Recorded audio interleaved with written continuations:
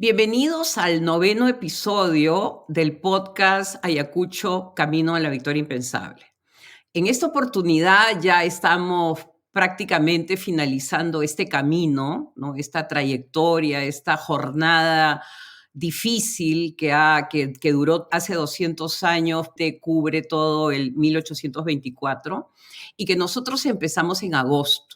¿No? Como ustedes recordarán, han habido una serie de episodios que han tratado de ir cubriendo diferentes aspectos de esta batalla que es la madre de todas las batallas en términos de la liberación, no solamente del Perú, sino de lo que se llamó en ese momento América del Sur.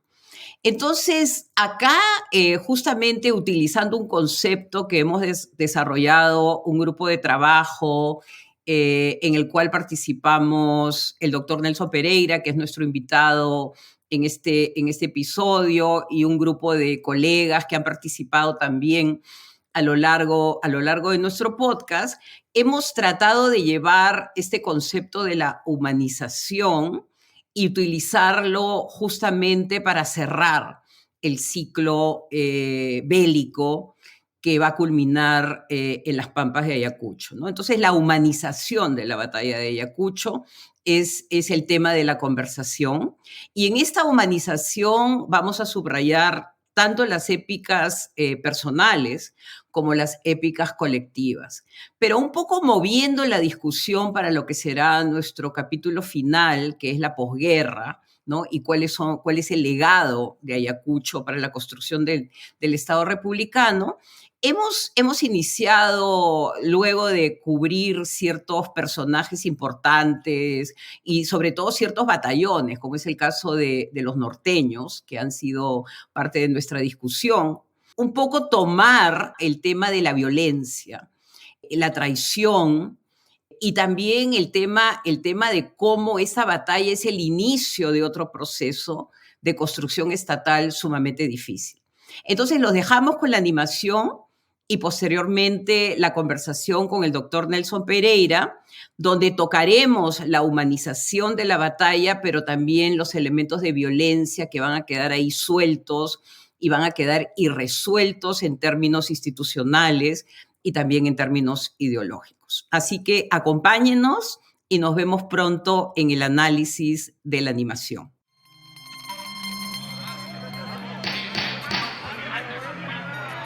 Turno del presidente del Congreso, don José María Galdeano y Mendoza. Excelencia, por favor.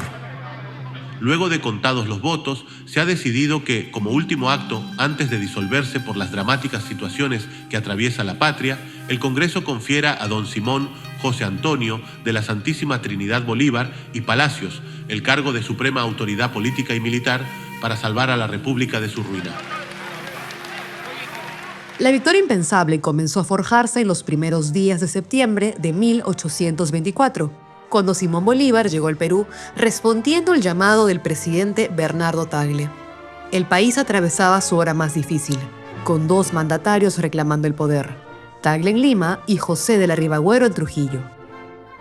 Convertido en la máxima autoridad del Perú e investido con las prerrogativas de un dictador, Bolívar zanjó la disputa interna y se concentró en el verdadero enemigo, el ejército realista del virrey La Serna.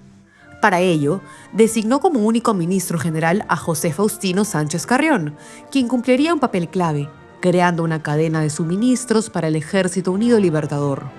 Este fijó su cuartel general en Huamachuco, tierra natal de Sánchez Carrión, y durante meses preparó su marcha hacia el sur.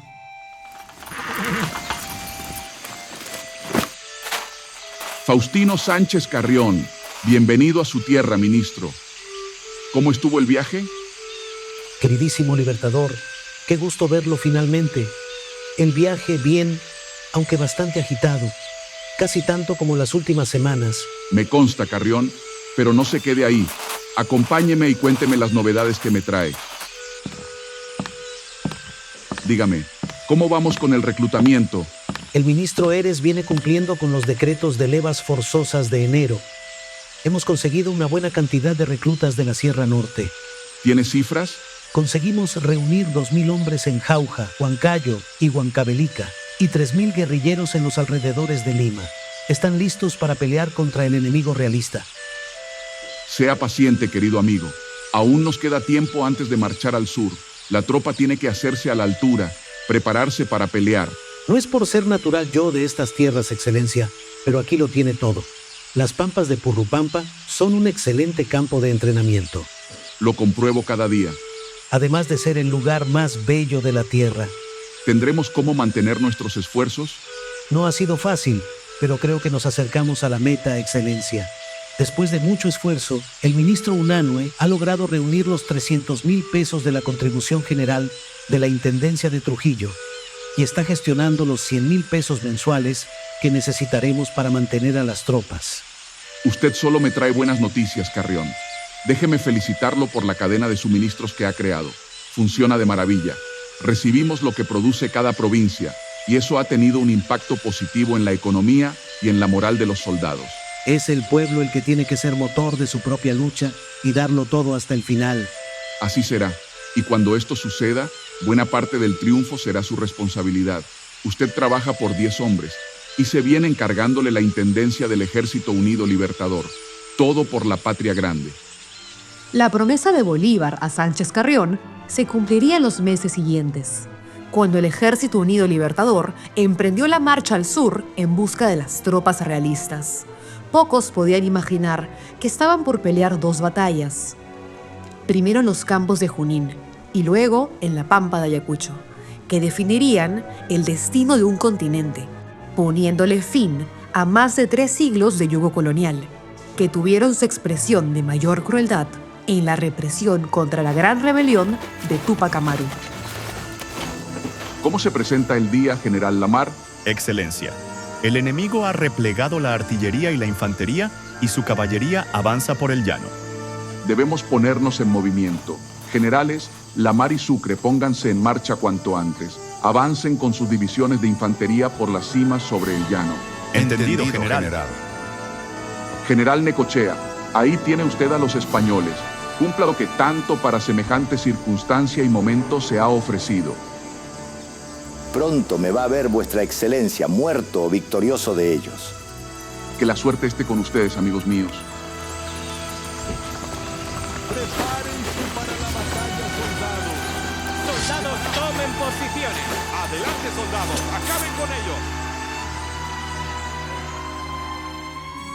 Compuesta por los regimientos de húsares y granaderos de Colombia, por los escuadrones segundo y tercero del primer regimiento de caballería del Perú y encabezada por Mariano Necochea, Guillermo Miller y Manuel Isidoro Suárez, la caballería patriota se lanzó por una pendiente escarpada y entró a la línea de batalla repartiendo estocadas, sablazos y golpes de lanza. El choque fue confuso y violento, pero el mal equipamiento, el mal estado de los caballos y el terreno pantanoso jugaron en contra de su ataque, que fue contenido.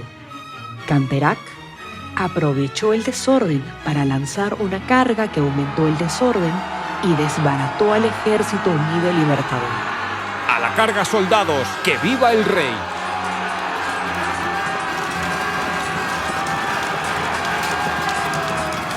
Producto de esas acciones, Mariano Necochea resultó gravemente herido, con 4 sablazos en la cabeza, otros 2 que le dejaron inutilizado el brazo izquierdo y otro más que le provocó la pérdida de 3 dedos de la mano derecha.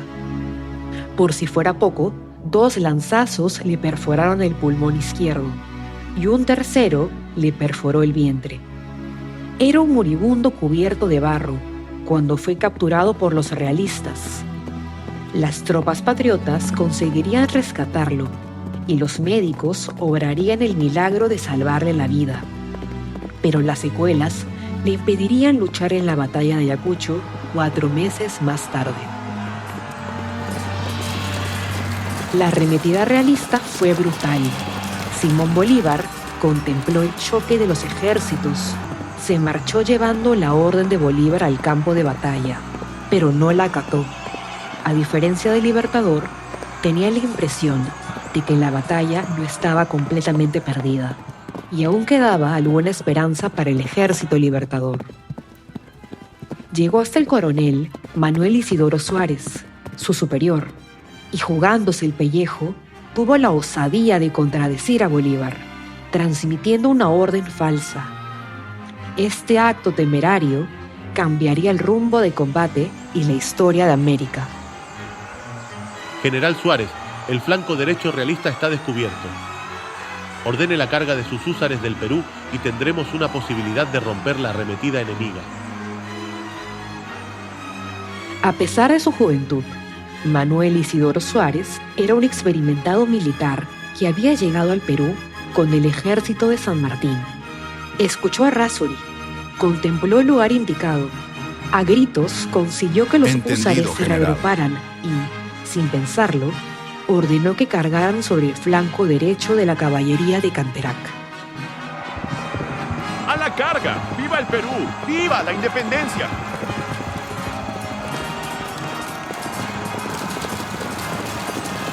Sorprendido por el repentino ataque, el ejército realista fue presa del desconcierto. Esos instantes resultaron decisivos. En medio del desorden, sirvieron a las tropas de Bolívar para reagruparse y cargar contra los realistas. Sorprendido por la inesperada reacción, Canterac tuvo que ordenar el repliegue de sus tropas.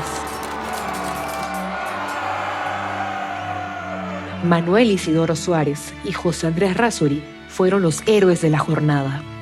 Por su desempeño, Suárez fue ascendido general y Simón Bolívar ordenó el cambio de nombre de Húsares del Perú a Húsares de Junín. Por mucho tiempo, Suárez gozaría del favor del Libertador. Sin embargo, esta situación cambiaría con el nombramiento de Bolívar como presidente vitalicio. Entonces Suárez sería acusado de conspirar en su contra.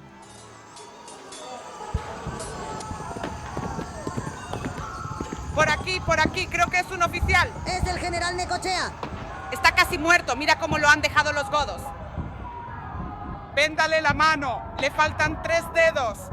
Llama a la camillera. Mientras se retiraba hacia el sur, Canterac informó a la Serna y a Rodil de la derrota en las pampas de Junín.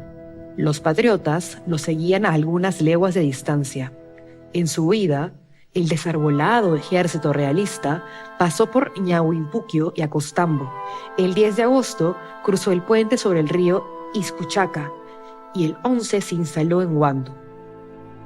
En cuanto la tropa y la carga crucen el río, quiero que procedan a volar el puente de cal y roca. Así retrasaremos el avance de los sublevados. Además del puente sobre el río Iscuchaca, Canterac ordenó cortar las pasarelas de soga a lo largo del camino. Ante este obstáculo, los patriotas desistieron de la persecución.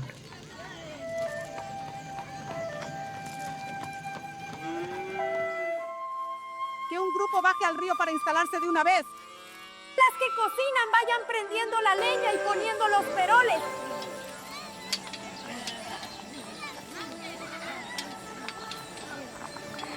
Pero la batalla de Ayacucho no fue solamente un suceso militar.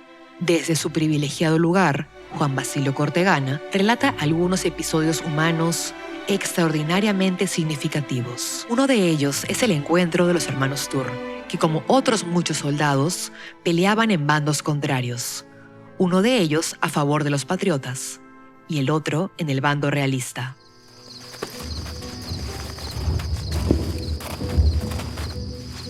Hay quien vive. Teniente Coronel Patriota Don Vicente Tur. Brigadier Ejército Realista, Antonio Tur. ¿Cómo has estado, Toñito? Bien, mamá te manda recuerdos en su última carta. Gracias.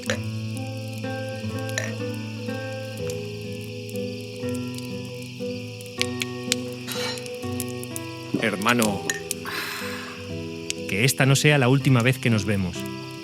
Dios lo quiera.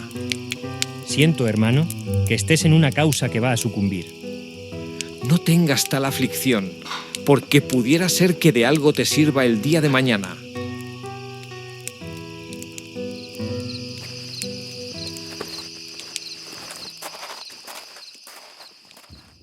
Soldados, De los esfuerzos de hoy pende la suerte de América del Sur. Otro día de gloria va a coronar vuestra admirable constancia.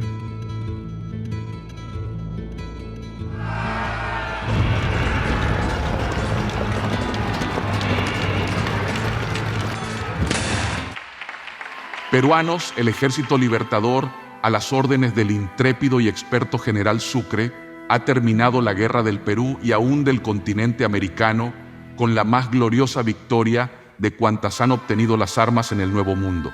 Así, el ejército ha llenado la promesa que a su nombre os hice de completar en este año la libertad del Perú. Peruanos, es tiempo de que yo os cumpla la palabra que os di de arrojar la palma de la dictadura el mismo día en que la victoria decidiese vuestro destino. El Congreso del Perú será, pues, reunido el 10 de febrero próximo, aniversario del decreto en que se me confió esta suprema autoridad que devolveré al cuerpo legislativo que me honró con su confianza. La independencia del Perú se consolidó tejiendo muchas historias. Algunas tienen nombre y apellido, y otras son anónimas, pero igual de importantes para el nacimiento de esa república en ciernes llamada Perú. 200 años después, siguen surgiendo muchas preguntas sobre nuestro proceso de independencia. ¿Fue el momento? ¿Estaba acaso el Perú listo para ser un país independiente? En lugar de grandeza y heroísmo, la posguerra pareció alimentarse de la pequeñez humana. Por entonces, las ambiciones de los vencedores en Junín y Ayacucho fueron larvando una cruel guerra civil, donde no se respetó el honor ni la dignidad militar.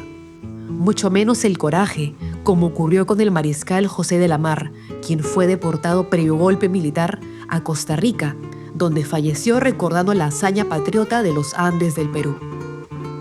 La historia tiene muchos perfiles y muchas caras que construyeron el camino a la victoria impensable de Ayacucho. Esta sentó las bases para una república que nació sin lograr contener la violencia acumulada al cabo de una campaña militar larga y plagada de traiciones. Tampoco fue capaz de crear el marco institucional para proveer una paz social que permitiera forjar ese horizonte de libertad, justicia y bienestar por el cual miles de personas lucharon con sacrificio, llegando incluso a entregar sus vidas.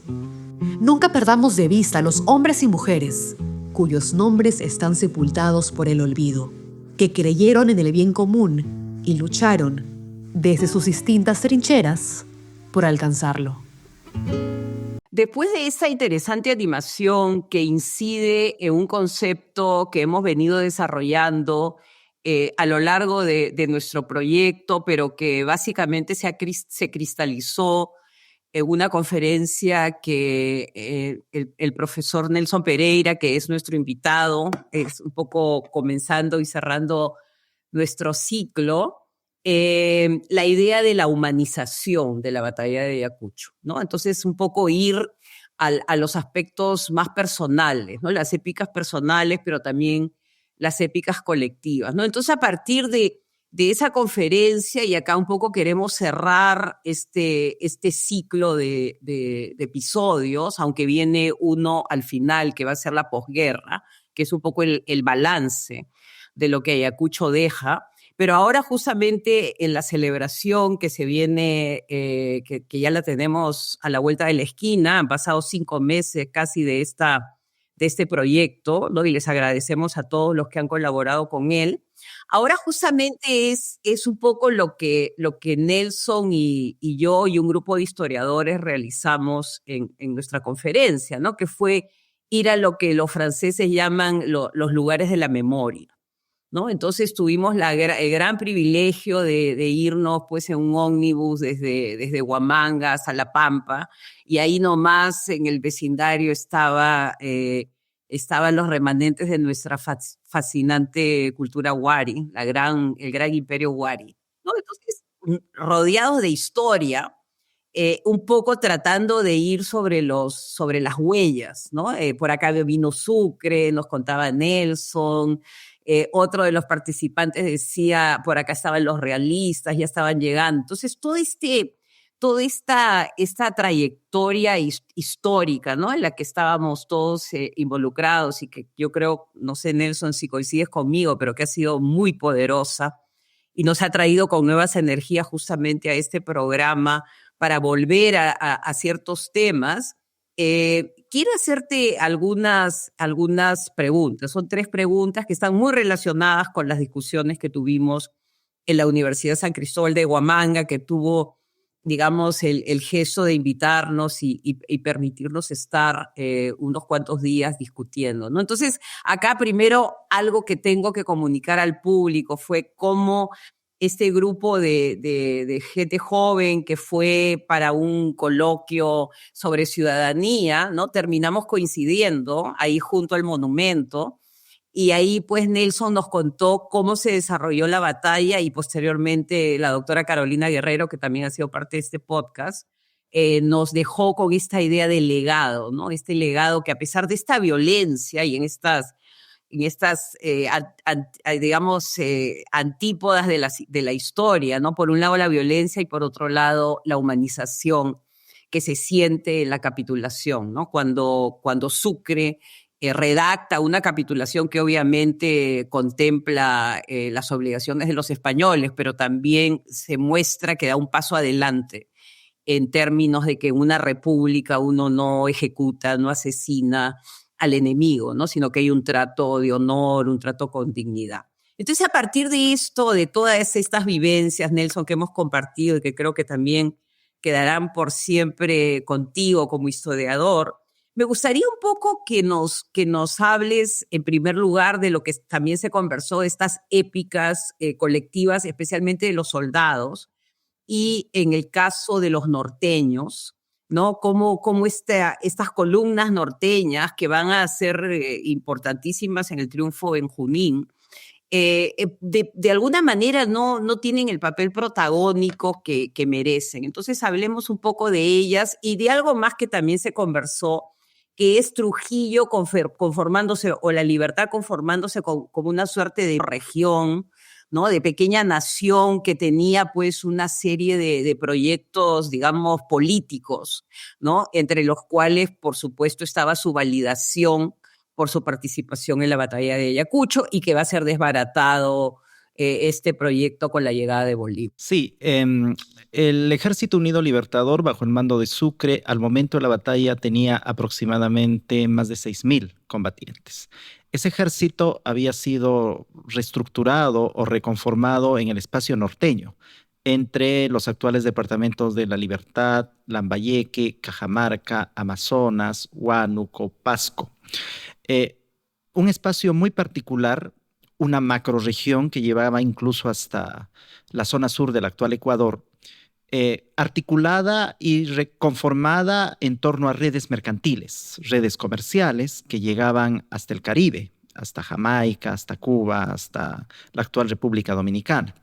Ahora, eso generó una buena cantidad de recursos en el espacio norteño que en el momento de la independencia fueron invertidos en la guerra. O sea, no nos olvidemos que el espacio norteño desde una época tan temprana, en la etapa final de la independencia como 1820, se identifica con los patriotas, se identifica con el rompimiento, con el sistema monárquico español. Entonces, muchos de estos recursos son invertidos en la reconformación del Ejército Unido Libertador para la campaña final de 1824. Bolívar incluso abandona Lima, se instala primero en Pativilca, luego se va a Trujillo. Al empezar a formar el ejército, recorre todo el territorio de estos actuales departamentos que he mencionado. Allí recluta a una gran cantidad de soldados. Aproximadamente el 40% del Ejército Unido Libertador está conformado por soldados peruanos reclutados en ese espacio, pero ahí también consigue los recursos, manda a fabricar el armamento, manda a fabricar los uniformes.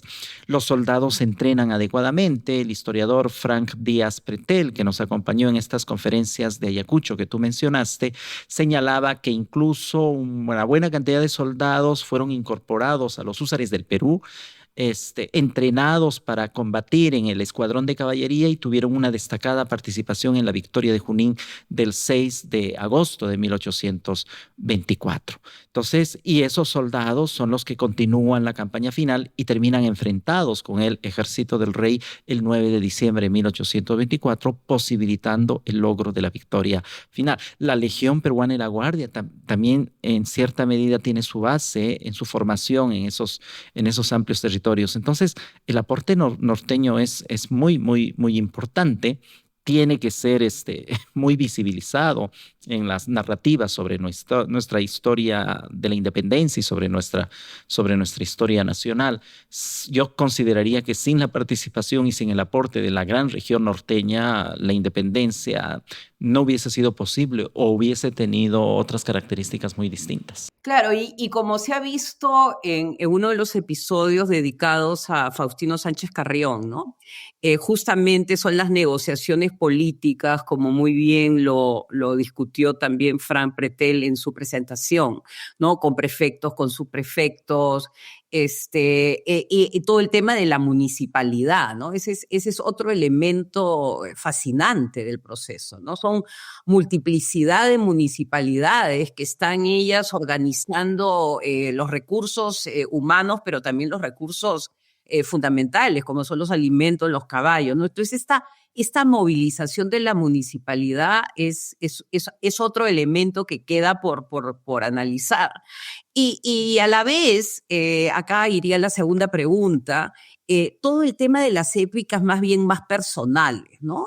Vemos en el monumento que ha sido, puesto otra vez en valor, ¿no? Vemos a Sucre en el medio y a la derecha está Gamarra y a la izquierda está la mar, ¿no? Y ahí te das cuenta que después de que eso termina, pues estalla la guerra civil, ¿no? Estalla la guerra civil entre cuando ya Bolívar se retira, entre los que se sienten herederos de Bolívar. Entonces, ¿qué hay de esas épicas, no tan, digamos, valientes, con tanto coraje, y de un momento a otro este viraje a esta lucha sorda por el poder, ¿no? Que es un tema que vamos a explayar y vamos a analizar en nuestra última entrega, pero me gustaría que un poco la audiencia tenga un adelanto, ¿no? De cómo esta amistad republicana, digamos, termina pues en una enemistad a muerte, tan a muerte que, digamos, el jefe del Batallón Perú, el encargado del Batallón Perú, que es la mar, va a ser deportado sin ningún tipo de instancia legal a la que él pueda apelar. Precisamente, los oficiales que aparecen en el monumento, en el actual monumento en Pampa de Ayacucho, terminan enfrentados entre sí, culminada la Guerra de la Independencia. Por ejemplo, la mar versus Gamarra entre 1827 y 1828 en la guerra entre Perú y Colombia. Entonces, también es la mar enfrentado con Bolívar y Gamarra enfrentado con Sucre, ¿no? Gamarra, bien sabida es esta historia, Gamarra propicia un golpe de Estado, destituyen al presidente de la mar en pleno conflicto y es enviado al exilio a Costa Rica. Igual pasa, por ejemplo, con Bolívar y Córdoba, en el contexto de la fragmentación del territorio colombiano después de la batalla de Ayacucho. Y eso es importante señalar porque precisamente en medio de este conflicto, de esta coyuntura de conflictos entre caudillos militares, de conflictos internos, se va configurando lentamente el Estado republicano, en el que participan estos militares que han combatido en la batalla de Ayacucho y que están enfrentados entre sí, y se va forjando poco a poco la nación peruana. Y esto dura más o menos hasta mediados del siglo XIX, porque en el caso peruano, a mediados del siglo XIX gobierna uno de los últimos combatientes en Ayacucho, que es Ramón Castilla.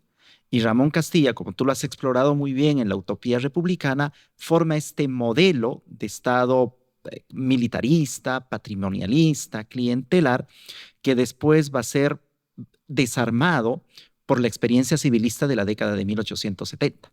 Entonces, Ayacucho es un momento decisivo porque ahí participan los militares que después van a tener un protagonismo importante en los próximos 50 años de vida política peruana.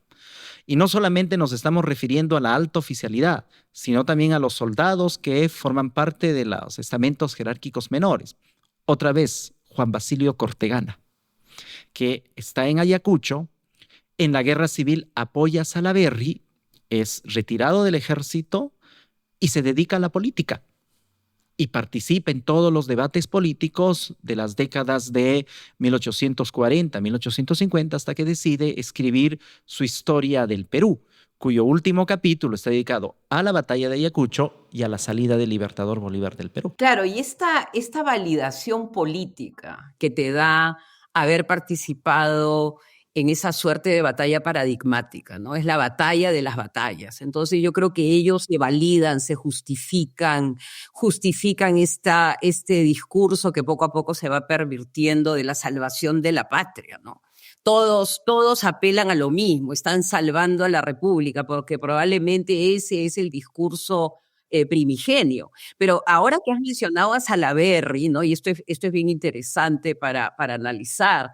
Salaverry un poco cuando se levanta, ¿no? Cuando hace su revolución, apela a los que han quedado fuera, ¿no? A los veteranos que están pues con andrajos, que no tienen ni siquiera la posibilidad de salir con dignidad, que han vendido sus medallas, ¿no? Entonces ya se va creando ahí un cisma entre los que entran al Estado y al reparto de esta suerte de botín estatal y los que quedan fuera, ¿no? Entonces los que quedan fuera después tratarán de ser incorporados a través de todo el sistema de los indefinidos, ¿no? Que crea Castilla, pero que en los primeros años, pues son años de ajustes de cuentas, ¿no? Después de haber sido camaradas de armas y probablemente haberse ayudado unos a otros. Eso por un lado, ¿no? Yo creo que es importante subrayar que mucho del conflicto posterior va a nacer de esta matriz, ¿no? De los que sienten que tienen, y algo más que yo creo que es importantísimo, estamos hablando de lo que mencionó Carolina Guerrero, como en el caso de Sucre, pues él implementa un sistema en el que tú a tu par, así sea tu enemigo, tú lo tratas con respeto, ¿no? Y eso aparentemente se rompe en el fusilamiento de Salaverry en Arequipa, ¿no? Entonces ahí ya se rompieron los códigos napoleónicos, los códigos de un antiguo régimen caballeresco, y ya la guerra se desata con toda su fuerza, porque por más de que Castilla y el mismo Basadre llame el apaciguamiento nacional, Vivanco queda fuera también, ¿no? Entonces los que quedan fuera van a estar permanentemente complotando, ¿no? Entonces, ¿cómo? Lo que has dicho es bien importante, cómo en Ayacucho ya se van creando las semillas, ¿no? De los acontecimientos complicados y difíciles que se van a vivir después. Hay un asunto muy importante, un tema muy importante que has tocado. Ayacucho es una batalla muy sangrienta, son más de 1,800 muertos y una gran cantidad de heridos en un combate que dura aproximadamente 6 a 7 horas.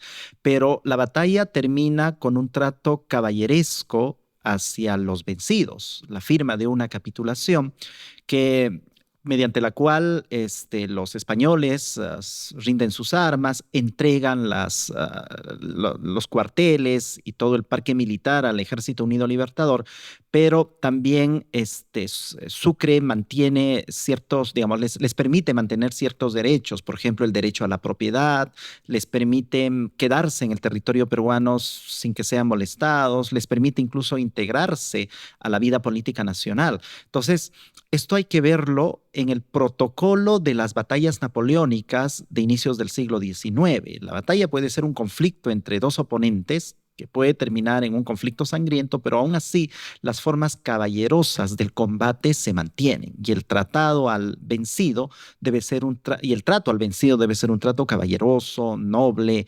y eso precisamente se quiebra con el fusilamiento de Salaverry, ¿no? Tras su fracasada revolución de 1835-1836. En la batalla de Ayacucho no hay un fusilamiento a los vencidos. Al contrario, se les reconoce en su condición de derrotados. Y es más, crónicas como las de Miller o como las de García Camba, por ejemplo, señalan que en el momento de la firma final del tratado, es decir, el 11 de diciembre de 1824, oficiales patriotas y oficiales realistas protagonizan una cena en la ciudad de Huamanga. Claro, y es bien interesante, ¿no? Porque se va dando una suerte de, claro, es lo que estábamos conversando cuando estábamos en Quinoa, ¿no?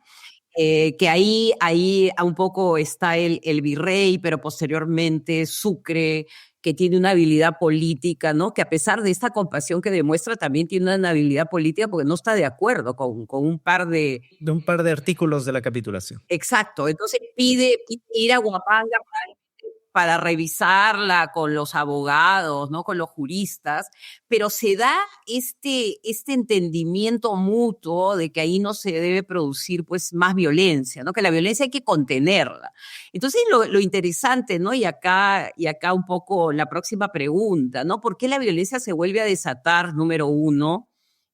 Ya sin ningún tipo de constreñimiento? Yo creo que esa línea que cruza Gamarra al deportar a la mar entre Gallos y Medianoche en Piura, en Paita, subirlo a un barco y mandarlo a la muerte, ¿no? Como lo dice el propio Lamar, a mí me están mandando a la muerte. Entonces, ¿qué cosa ocurre? ¿No? Que a pesar de que ha habido este ejemplo de civilidad en medio de la guerra, todo esto se rompe. Esa sería una pregunta. Y la segunda, ¿cómo la realpolitik se impone al republicanismo, ¿no? Porque acá hay una presencia civil, ¿no? Está Sánchez Carrión, está un poco haciendo la campaña, digamos, del convencimiento, de la negociación con las diferentes municipalidades, pero él también desaparece, ¿no? Debido a la muerte que tiene muy joven. Entonces, como que se pierden los dos pilares de lo que podría haber sido una república más bien con cierta contención, ¿no? Se pierde la parte de contener la violencia y se pierde el discurso republicano, ¿no? Que está hablando de dignidad, de justicia. Todo eso se diluye y el Perú se vuelve una suerte de botín de guerra. La violencia que es inherente a una guerra se desborda después de Ayacucho. Y no solamente en los campos de batalla, sino que se traslada a otros escenarios como el escenario judicial, por ejemplo. No nos olvidemos que una de las primeras instituciones que empiezan a funcionar tras la Guerra de la Independencia es la institución judicial. Entonces, en ese escenario también se reproduce la violencia entre los litigantes, por ejemplo. Y muchos de estos litigantes, yo lo he visto, por ejemplo, en los expedientes judiciales del siglo XIX, en Ayacucho, muchos de estos litigantes son ex líderes guerrilleros que después de la batalla, por ejemplo, se convierten en autoridades de sus comunidades y de sus pueblos. Otra vez, la importancia de los cabildos y de las municipalidades en todo este proceso. Entonces, la violencia un poco descontrolada, se convierte en inherente a la formación del Estado republicano. Eso hace que se pierdan los códigos y los pactos de caballerosidad y se terminen situaciones como la del fusilamiento, por ejemplo, de Salaverry. Ahora, con respecto a la segunda pregunta en la Realpolitik, no nos olvidemos que cuando se llama Bolívar, en 1823, el Perú está en una situación prácticamente anárquica, no solamente por la crisis política, sino también por la amenaza constante de los realistas que intentan nuevamente reocupar el territorio peruano. Entonces, se están diseñando las instituciones republicanas. Uno de los artífices del diseño de las instituciones republicanas es José Faustino Sánchez Carrió. Pero en ese proyecto también hay que ser pragmático. Y en ese momento el pragmatismo significa llamar a Bolívar para solucionar el problema de la guerra, para conjurar la anarquía, darle temporalmente ciertos poderes especiales y luego de que se hayan solucionado estos problemas y se haya conjurado la anarquía, continuar con el diseño republicano. Entonces, el proyecto republicano implica también una suerte de paréntesis de pragmatismo. El asunto es que muerto Sánchez Carrión y colocados en segundo término muchos de estos diseñadores del proyecto republicano, el paréntesis del pragmatismo se va ampliando mucho más y se convierte no en la excepcionalidad, sino en la regla general. se convierte incluso en la cotidianeidad. Digamos, esa es, desde mi punto de vista, una de las características de la formación del Estado republicano en el país, y por eso que este periodo a mí me es fascinante como para estudiar e investigar. Sí, yo creo que lo que nos queda, y acá mi última pregunta, y muchísimas gracias, Nelson, por esta conversación, y creo que la batalla abre escenarios, no los cierra, no es suficiente la conmemoración, sino a partir de ahí, ¿qué camino va a transitar, como dices tú, esta nueva república que ya no tiene, pues, contenidos, ha ido perdiendo los contenidos, ¿no? El poder de la palabra se ha ido diluyendo y justamente en las luchas por el poder. Entonces yo te preguntaría, ¿qué legado se ve hoy, ¿no? de ese Estado, como dices tú, que se nutre de la violencia, de la traición, ¿no? Incluso con el enemigo, de las deportaciones que comienzan a ocurrir? ¿Qué legado vemos, ¿no? Que no es una casualidad que, por ejemplo, a estos 200 años no tengamos algo concreto que venga del Estado, una discusión seria, ¿no? de rectificación de rumbo, básicamente, ¿no? Acá tiene que haber una rectificación de rumbo. Entonces, ¿qué pasó y por qué estamos viendo lo que estamos viendo? ¿Tiene relación con esta suerte de que lo que quedó suelto de esta batalla, que no se hizo la posguerra? Probablemente ahí está el gran núcleo del problema. No hubo una posguerra que hubiera la discusión, ¿no? de lo que debía ser una república en forma, sino rápidamente se acomodaron los ganadores y nos llevaron por el camino del siglo XIX, de guerras y de corrupción que todos conocemos. Claro, es que en el caso peruano el tránsito de la posguerra o el tránsito post-Ayacucho ha sido no solamente un tránsito violento por las guerras caudillistas, sino también una etapa en la que no se ha institucionalizado plenamente el Estado republicano, en la que no se ha, digamos, cimentado adecuadamente el modelo republicano. Por ello, a lo largo de los 200 años posteriores, hemos tenido momentos también de anarquía, momentos de desestabilización, momentos de caos, por ejemplo, ¿no? Hay muchos ejemplos al respecto, y en cierta medida hoy día también vivimos ese momento de polarización y de crisis debido a la ausencia de un modelo republicano plenamente institucionalizado, plenamente cimentado en nuestro país. Digamos, ese tránsito desestabilizante que ha habido entre Ayacucho y el proceso republicano del siglo XIX nos lleva a esta situación de polarización y de crisis política, en tanto, repito, no tenemos los cimientos republicanos adecuadamente establecidos, y por eso es que en cierta medida repetimos algunos momentos trágicos de nuestra experiencia republicana. Claro, las grietas de la guerra, ¿no? Probablemente, y acá termino, estas grietas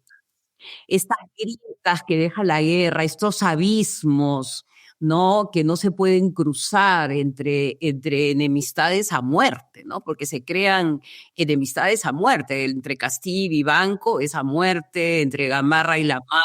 O entre La Mar y Gamarra, o entre Gamarra y Santa Cruz, por ejemplo. Esa es la polarización política, esa es la polarización del siglo XIX, que en cierta medida, con las diferencias existentes, por ejemplo, por supuesto, la estamos viendo hoy. Claro, y no es una casualidad que este ciclo, como tú dices, que el civilismo trata sin éxito de cambiar, termina con el asesinato de un presidente, ¿no? Y con los hermanos Gutiérrez, que representan pues a ese viejo ejército que trae todas esas taras de violencia y corrupción. Entonces, yo creo que la conversación está abierta, eso es lo que queremos un poco dejarle a la audiencia, abierta sobre la posguerra, y ese será nuestro próximo capítulo. Muchísimas gracias, Nelson, y esta conversación queda pendiente para otras que probablemente serán otras conferencias en las cuales hablaremos justamente de lo que tú dices, esta construcción republicana sin bases institucionales y sin bases ideológicas, ¿no? Y al carecer de ambos pilares, es un poco la suerte de república a la deriva que estamos sufriendo millones de peruanos en la actualidad. Muchísimas gracias por escucharnos y estén atentos a nuestro próximo episodio, que justamente terminará de explicar junto con con el doctor Pereira y otros expertos en el tema, las bases políticas del Perú republicano.